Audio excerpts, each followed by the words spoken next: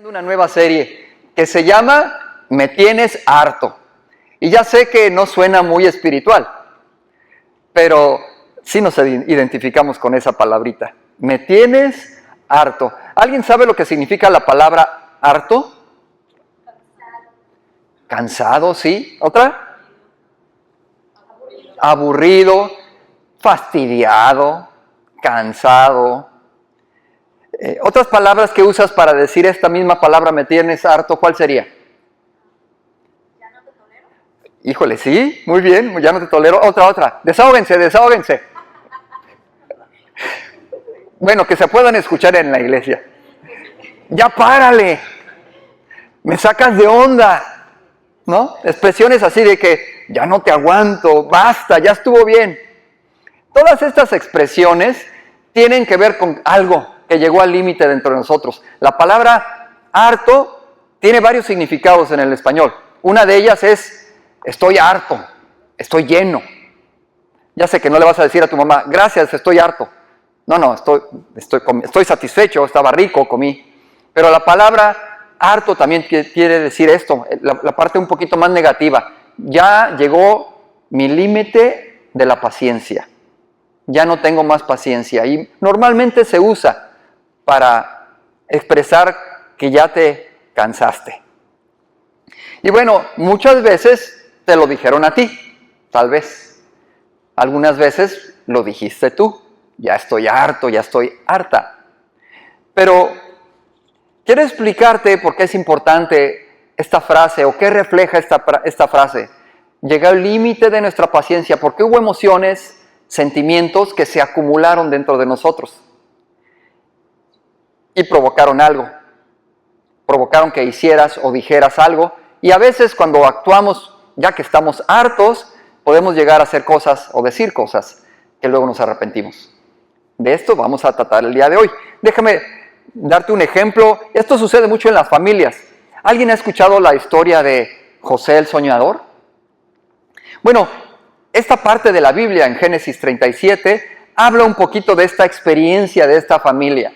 Y es curioso porque tal vez ahí te vas a identificar. La familia de Jacob, que también se le conoció como Israel, tuvo 12 hijos. Entonces, cuando hay muchos hermanos, como que hay una dinámica especial entre los hermanos. ¿Cuántas familias grandes hay aquí? ¿Cuántos tuvieron muchos hermanos? Más de 2. Entonces ya hay una dinámica ahí de hermanito, hermanita, ¿verdad? Ya hay una especie de relación especial. En la familia de José no fue la excepción. El papá cometió un error de tener un favorito y causó que los hermanos pues le tuvieran envidia. Oye, pues tú eres el que le regaló la túnica de colores y encima de que era el favorito de papá, también Dios lo había escogido para algo especial. Y los hermanos seguramente pensaron, ¿y yo qué? ¿Y por qué yo no? ¿Por qué él es especial más que yo, esa persona? Mi hermano, ahora resulta que tiene sueños y que sueña que yo y mis papás se van a inclinar delante de él. No se vale. Bueno, los hermanos de José llegaron a tal punto que estuvieron hartos de José. Seguramente le dijeron, nos tienes hartos con tus sueñitos. Estamos hartos de que seas el favorito de papá. Y hartos de envidia, de resentimiento, reaccionaron. Le dieron rienda suelta a esas emociones y vendieron a su hermanito a los árabes y le mintieron a su papá. Ay, pues a lo mejor se murió algún animal, lo ha de haber matado. Y esto fue lo que hicieron. Ahora, dime una cosa, ¿alguno de ustedes fue el consentido en casa? ¿Sabes? Algo sucede en las familias. O alguien es consentido o los hermanos se quedan como con la percepción de que alguien es consentido. A lo mejor porque tu hermanito o tu hermanita estuvo enfermo y tuvieron que dar más atención, o era más latoso y necesitaba más disciplina y toda la atención de los papás ahí estaban, y tú te portabas bien y decían, ¿y yo qué? ¿Y a mí por qué no me quieren igual? O a lo mejor la niña es más cariñosa y siempre está abrazada de papá y de mamá, y tú no tanto, pero ¿por qué no te expresa el mismo amor papá y mamá? Siempre hay algo en las familias que nos hace sentir o consentidos o resentidos? ¿Cuál te tocó ser? No contestes, nomás piénsala. Porque a lo mejor acumulaste algo de ese sentir en tu corazón. ¿Estoy lejos o estoy cerca? Bueno, José era el consentido, sus hermanos hicieron algo de lo cual se arrepintieron toda su vida. Cuando lees la historia te das cuenta de que sí, llevaron una culpa por muchísimos años de lo que habían hecho. Bueno, otro hermanito. De esta familia casi no se habla mucho. Los hermanos de Jesús. En Mateo y en Marcos habla que Jesús tuvo al menos 4 hermanos hombres. Santiago, el que escribió la epístola de Santiago, pero estuvo José, Simón, ¿y quién me falta? Tuvo 4 hermanos al menos y también pudo haber tenido hermanas, pero habla la Biblia de que al principio sus hermanos no creían en él. Pero después nos damos cuenta que al menos uno, que se llamó Santiago, fue discípulo, creyó en Jesús y le siguió. Y después ese mismo Santiago, que seguramente tuvo una dinámica especial. ¿Te imaginas vivir en la familia de Jesús cuando él tenía hermanos y él, se cree mucho, muy perfecto, ¿no? ¿Te imaginas cómo somos los de niños, cómo reaccionamos? Sí, se cree el Salvador del mundo, ¿no? ¿O qué ha de haber dicho? Yo creo que la mamá de Jesús nunca le dijo a Santiago, a ver Santiago, sé cómo tu hermanito Jesús ve y camina sobre el agua. No creo que le haya dicho nada semejante, pero yo creo que tenían un reto en tener de hermano mayor a alguien que era especial, que todos sabían que era especial, que había algo en él que era especial, que venía de Dios. Sin embargo, Santiago pudo procesar aquellas cosas que están en el corazón de los niños cuando se llenan de estas cosas, de esta dinámica familiar. ¿Qué pasa con un niño que crece en esa competencia con un estándar muy alto, tal vez de los padres o de los hermanos? Bueno, sucede que nos llenamos de inseguridades. Nos hacen sentir, bueno, yo valgo, o nada más mi hermanito o mi hermanita vale. O nada más él o ella importan a mis papás. Tal vez en esa dinámica hay tensiones de querer llegar a la expectativa de papá o la expectativa de mi mamá. Esperan que sea como mi hermano, esperan que sea como mi hermana. Tal vez por quererse hacer de diferentes, no, pues yo voy a hacer lo opuesto. Y se volvieron a lo mejor rebeldes. A lo mejor quisieron llamar la atención de alguna forma a sus padres. No sabemos qué pasó. No había psicólogos en esa época y Santiago se tuvo que esperar a que el Espíritu Santo le ayudara y tratara con él. ¿Y sabes qué es lo bueno? Que Santiago nos escribe para aprender de la sabiduría de Dios y no permitir que tu vida se llene de estas cosas y que actúes, que seas rehén de tus emociones y tus sentimientos. Así que en esta mañana el objetivo es comunicarte esta sabiduría de Dios para nosotros dirigir nuestra alma y guardar nuestro corazón. ¿Estás listo para escuchar los consejos que nos da la palabra? Dice Santiago en la epístola de Santiago, la envidia y el egoísmo no forman parte de la sabiduría de Dios. Si hay algo que nos causa la competencia entre hermanos, inclusive la competencia entre los discípulos. Si has leído que los discípulos decían, ahora que se muera el Señor Jesucristo, a ver, ¿quién va a ser el mayor? Había esta competencia hasta en los discípulos. Pues no supuestamente somos cristianos y no debe de haber competencia entre nosotros, entre hermanos, en la iglesia, entre esposos. Sin embargo, permitimos que la envidia y el egoísmo entren en nuestra vida. Vamos a leer el texto, ¿qué les parece? En Santiago 3, del 17 en adelante, dice lo siguiente. Sin embargo, la sabiduría que proviene del cielo. Esto no es una sabiduría humana. Esta es una sabiduría que proviene de Dios. Dice, es ante todo pura. También ama la paz. Siempre es amable y dispuesta a ceder ante los demás. Está llena de compasión y del fruto de buenas acciones. No muestra favoritos, siempre es sincera. Y los que procuran la paz sembrarán semillas de paz y recogerán una cosecha de justicia. ¿Qué te parece si oramos pidiéndole al Señor que nos ayude a recibir esto de lo que estamos hablando. Bendito Señor, en esta mañana te pido que trates con mi corazón. Díselo tú también. Enséñame a rendir mi alma a ti y mi voluntad a tu Santo Espíritu para vivir con tu sabiduría y con tu poder. En el nombre de Jesús. Amén. Amén. Te decía entonces que vamos a hablar de la sabiduría. Es una palabra que escuchas con frecuencia, sabiduría. Pero ¿qué significa la palabra sabiduría? Sabiduría, te imaginas un sabelotodo, una persona que un Google caminando, ¿no? Que todo lo sabe. Pero no es lo mismo tener mucho conocimiento a ser una persona sabia. Fíjate que la palabra sabiduría en el original de la Biblia, en el hebreo, tiene un nombre bien curioso, Chokma. Parece que es una ciudad aquí de Tulsa, ¿verdad? De Oklahoma, Chokma o Mogi o un nombre así. Pero no es Chokma, es una palabra hebrea que significa discernimiento. Entendiendo y aplicando ese discernimiento de una manera práctica. ¿Cuántos necesitamos sabiduría para la relación de pareja? Todos. Para ser papás, igualmente. Para ser un buen amigo, necesitamos sabiduría. Pero la Biblia nos dice que esta sabiduría tiene que ver con tomar decisiones justas, con vivir una vida ética y entender los principios más importantes de la vida diaria de nuestra relación con Dios. Por esto es que la Biblia dice que el principio de la sabiduría es el temor de Dios.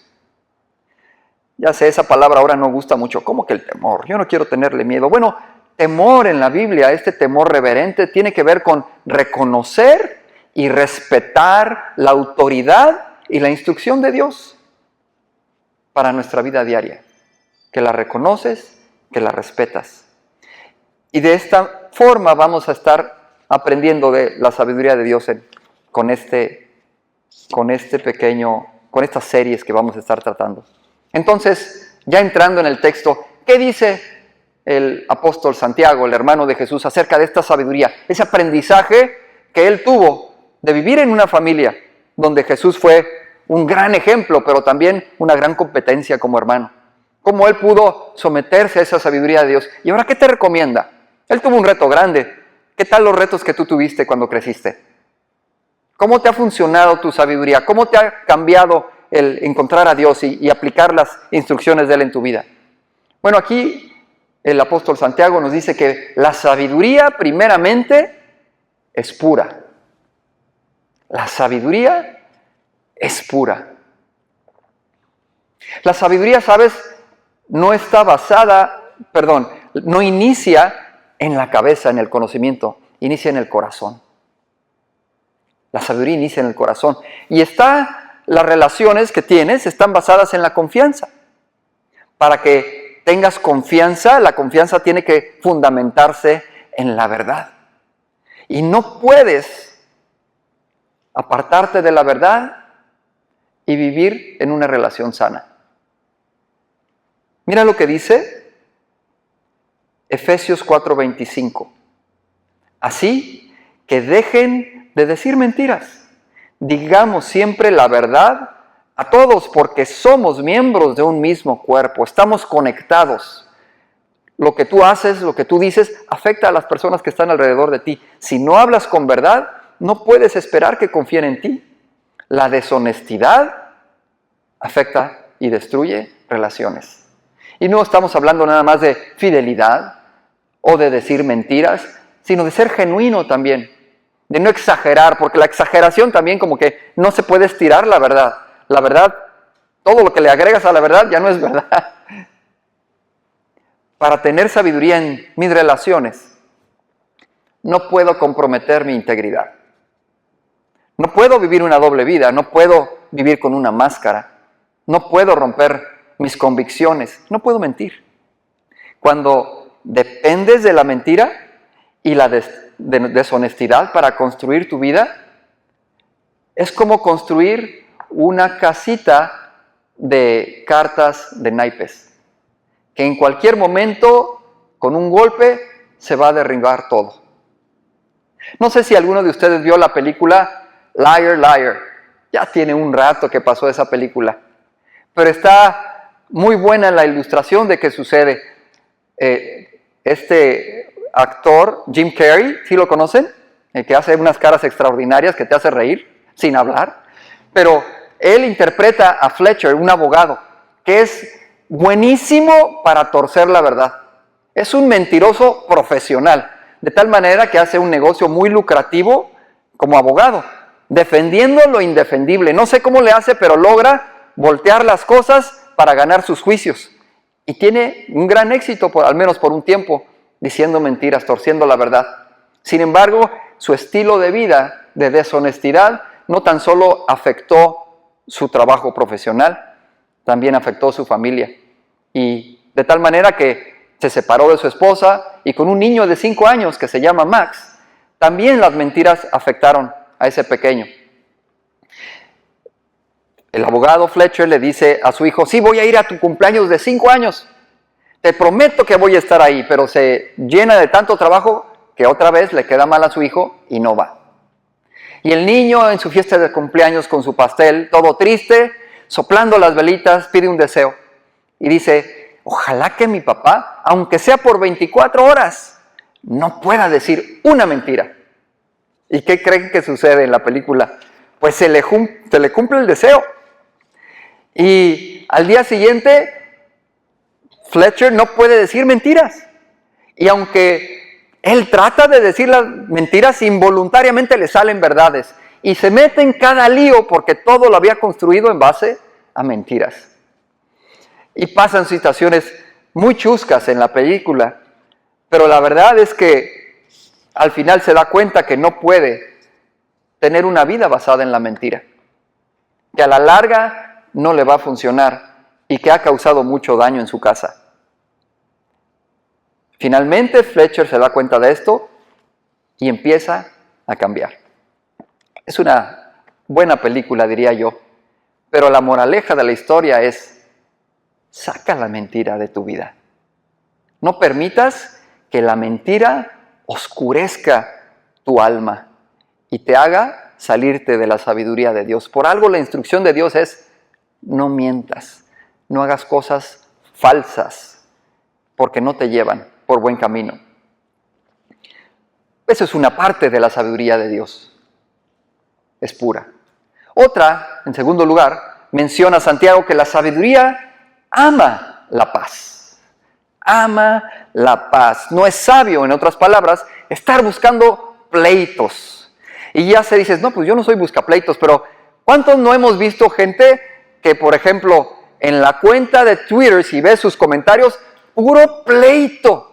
O nada más se mete a las redes sociales para andar de bravucones. O estar haciendo lo que... triggering, ¿no? Como dicen, nada más provocando a la gente porque te divierte o hacer enojar o pelearte. No es sabio pelearte. No es sabio andar buscando pleitos. Nos mete en problemas. La palabra dice que en Proverbios 14, 29, que los que tienen entendimiento no pierden los estribos. Y es una palabra antigua, tal vez, estribos. ¿Sabes qué son los estribos? Donde pones los pies para andar montando a caballo, pero lo que se quiere decir es que no pierdas las riendas, no pierdas el control. Cuando te enojas, pasa eso. Le das rienda suelta a tu enojo. Los que se enojan fácilmente demuestran gran necedad. Cuando te gobierna el enojo, como vimos anteriormente, vas a decir y hacer cosas de las cuales te vas a arrepentir.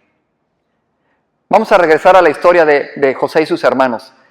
Ellos estuvieron llenitos de impaciencia, de envidia, de coraje y pelearon. Dieron rienda suelta a su enojo. Hicieron algo de lo cual se arrepintieron. Vendieron a su hermano. Permitieron que el disgusto se acumulara en sus corazones. ¿Qué hago entonces cuando me enojo? ¿Alguien aquí es intemperante? ¿Alguien aquí se enoja fácilmente? ¿Tiene famita? Te dicen cerillito, mira ahí va el cerillito, la cerillito. Porque así nos prendemos, nos enojamos. Fíjate que la palabra nos da herramientas para poder controlar ese enojo. Uno de ellos te dice la palabra, que es el perdón. El perdón es una gran herramienta para la sabiduría. Y la reconciliación es otra. Estas herramientas no buscan paz superficial. ¿Cuántos de ustedes buscan a veces paz superficial? Sí, ya, no pasa nada. Tratas de ocultar las cosas, o dices, no, voy a ignorarlo, o se lo voy a pasar, pero no se ha resuelto la situación en tu corazón y ahí se está acumulando. La verdadera paz no es ese tipo de paz, no es superficial, es profunda, limpia, libera, vacía el corazón de esas emociones que has estado cultivando, que has estado cocinando ahí adentro. Si lees la historia en Génesis 37, años más tarde, los hermanos de José encuentran a José en la situación menos esperada. Cuando los ve José, siente muchísimas emociones. Imagínate, encontrar a los hermanos que lo habían vendido, que le habían causado un dolor tremendo al haber separado de sus padres y de haber sido esclavo, y todo el sufrimiento cuando él era un hijo de familia. ¿Qué habrá sentido en su corazón José? En ese momento, cuando ves la historia, la verdad, José tuvo deseos de vengarse, como todo ser humano con carne y sangre. Sin embargo, no lo hizo. Dice la Biblia que él se dio cuenta que Dios había permitido eso para bendición de su familia. Que él lo usó a pesar del dolor, lo usó para que fuera salva su familia y bendecirlos más adelante. Cuando lees la historia te das cuenta que él gritaba y lloraba con sus hermanos y diciéndoles, soy yo José, no teman, no les voy a hacer daño, porque tenía capacidad de hacerlo. Pero este hombre guardó su corazón, perdonó a sus hermanos. Es una de las historias más conmovedoras de la Biblia porque nos identificamos con el dolor que nos puede causar nuestra propia familia, los seres queridos. Y sin embargo, un hombre, José, guardó su alma, cuidó su corazón, buscó la paz. Dios nos invita a que estas circunstancias que todos tenemos, que estás cocinando allí, que se te están acumulando, y no tienes que pensar en esa persona. Es una situación hipotética, ¿verdad? Estamos imaginando aquí algo. Pero si tú tienes personas así especiales que te han causado daño, asegúrate que al salir de aquí, las sueltas, las perdonas y no retienes emociones y pensamientos contra ellos. Porque Dios te quiere sanar. Dios te quiere liberar. Dios quiere que camines con su sabiduría. La paz de Dios no tiene que ver necesariamente con la paz allá afuera. A lo mejor la situación continúa ahorita en tu familia, o en tu trabajo, o en la iglesia misma. Pero el Señor quiere que tu paz esté interna, esté dentro de ti, porque estás dependiendo de Él. ¿Verdad que Dios es bueno? ¿Verdad que Dios nos está hablando? Por último, la sabiduría de Dios. La sabiduría divina es amable. Las personas que lastiman, las personas lastimadas, quiero decir, lastiman. Cuando tú hieres a alguna persona es porque hay dolor dentro de ti y lo estás compartiendo. ¿Qué compartido? Es así que cuando alguien hace un comentario hiriente, cuando te dice algo o hace algo que te duele, que dices, oye, ¿por qué me está atacando de esta manera? Es porque hay estas emociones que están gobernando su actuar y su hablar. Y es prudente que tú digas antes de reaccionar, a ver, ¿por qué está haciendo esto esta persona? ¿Qué emociones están gobernando su corazón? ¿Por qué está enojada? ¿Por qué está enojado? ¿Por qué está tan crítico? ¿Por qué está tan crítica? ¿Qué hay detrás de esto? Siempre hay razones, siempre hay emociones y sentimientos. Trata de ver cuáles son esas emociones que tiene la persona antes que la juzgues prematuramente. Filipenses 4:5 nos dice, tu gentileza sea conocida por todos los hombres. Que todas las personas te consideren como una persona amable, gentil. ¿Qué significa eso? Que puede ser hacer bien, aunque las demás personas alrededor tuyo están actuando irracionalmente o emocionalmente, tú no, tú estás actuando siempre hacia el bien. Ser amable es ser considerado, es tomar en cuenta las emociones de los demás, y eso nos va a ayudar a entender mejor a las personas, a darnos el tiempo, en lugar de reaccionar, a entender qué pasa con la otra persona. Y la otra persona, a pesar de que haya hecho un comentario, una acción hiriente, va a darse cuenta de que tú todavía estás escuchando y no estás defendiéndote o reaccionando. Eso seguido lo vamos a poder aplicar, esa herramienta, los casados o los que estamos por casarnos. Ojo allá, ¿eh? Y quiero aclararte nada más. Ser amable no es estar buscando agradar a la gente. No estás tratando de quedar bien tú. Significa siempre hacer el bien y tratar a los demás como te gustaría que te trataran a ti. Eso es lo que nos enseñó nuestro Señor Jesucristo. ¿Has escuchado o has encontrado a personas que se toman el tiempo de escucharte? ¿De entender cómo sientes o lo que sientes? ¿Sí has encontrado personas así? Que te preguntan con un interés sincero, ¿cómo estás? Oye, ¿por qué crees que te sientes así? ¿Qué está pasando en tu vida? ¿A poco no valoras que a alguien le importe lo que tú sientes? Cuando eres amable, le das valor a las personas. Cuando eres amable, le estás diciendo, ¿sabes qué? Tú vales, tú tienes valor. No importa que vengas con inseguridades, con traumas, con problemas, tienes valor como persona. Creo que la comunidad cristiana, nosotros, los creyentes, los hermanos en la fe, deberíamos de ser los primeros en ser amables, en darles valor a las personas allá afuera y aquí adentro. No seamos expertos en drama, sino al contrario, en compartir la paz de Dios. Una vez me sucedió, saliendo de la iglesia cuando yo vivía en California, salimos de la iglesia y nos fuimos a comer. Y bien contentos comiendo allí, al final pedí la cuenta. Y me dice la persona que nos servía, no se preocupe, ya no debe nada. La mesa de allá atrás les pagó la comida a toda mi familia. Y yo volteé y vi a unos clientes con los que estaba trabajando por meses. Y los saludé y le dije, muchas gracias. ¿Sabes? No eran cristianos, pero me comunicaron algo importante. Te apreciamos como persona, Oscar, y queremos ser generosos contigo. Me dio un mensaje muy claro. ¿Cuántas veces gente que no conoce al Señor nos puede dar mensajes que necesitamos nosotros aprender y compartir más? ¿Te has encontrado con algún creyente que no comunica ese amor y ese corazón a las personas? Creo que nos toca a nosotros dar el ejemplo, ¿no crees? Que seamos conocidos por ser sabios, porque la sabiduría de Dios gobierna sinceramente nuestros corazones. No de apariencias, porque somos puros, sino sinceros, porque buscamos que la paz de Dios llegue al corazón de las personas. Entonces, para terminar, te dije que no iba a doler mucho hoy. La sabiduría de Dios, la sabiduría que viene del cielo, es pura.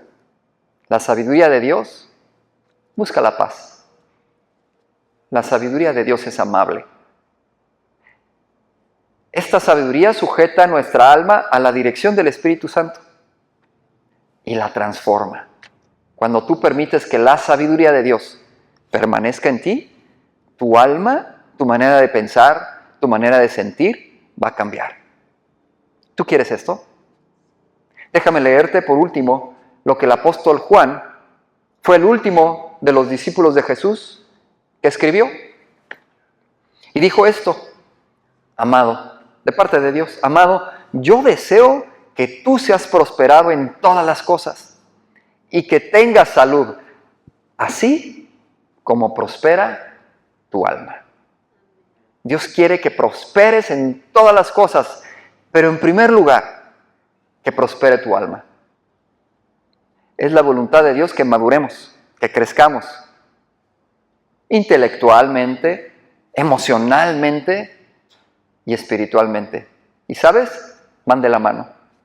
No permitas que tu alma se llene, se harte de estas emociones que te van a llevar a actuar sin sabiduría. Para obtener esta madurez, para lograr esta sabiduría, hay un origen, hay una fuente, y es Dios. Él es la fuente de la sabiduría, de la verdad y de la paz.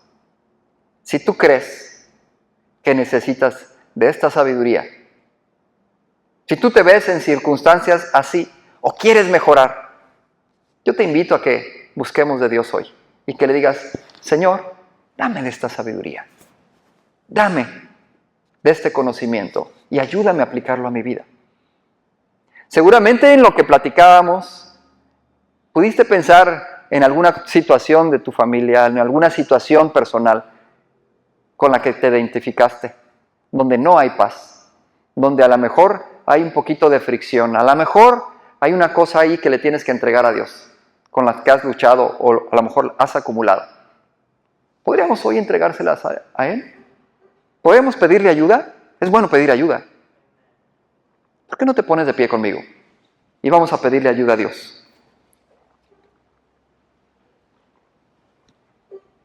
Si tú ya tienes una relación con Dios, te felicito. Y es tiempo de que vengas con papá y le digas: Señor, aquí estoy, dame de tu sabiduría. Pero si no, en un momento vamos a tener la comunión y yo te quiero invitar a que recibas al Señor Jesús, a que recibas su sabiduría, a que recibas su perdón y su amor y su salvación. ¿Le quieres decir? Cierra tus ojos. Señor, dame de tu sabiduría hoy. Yo te necesito. No te pongas tenso, relájate y nada más háblale de todo tu corazón y dile: aquí estoy buscándote, Señor, porque yo reconozco que esta palabra era para mí. Yo necesito aprender más de ti y sobre todo aplicarlo en mis relaciones, en mi matrimonio, con mis padres, con mis hermanos. Quiero soltar aquello que me ha estorbado hasta aquí. No quiero acumular nada. Ayúdame, Señor. Hoy en esta mañana yo te lo entrego y te doy las gracias por ese amor tan grande, ese amor incondicional que tú tienes por mí. En el nombre de Jesús. Amén.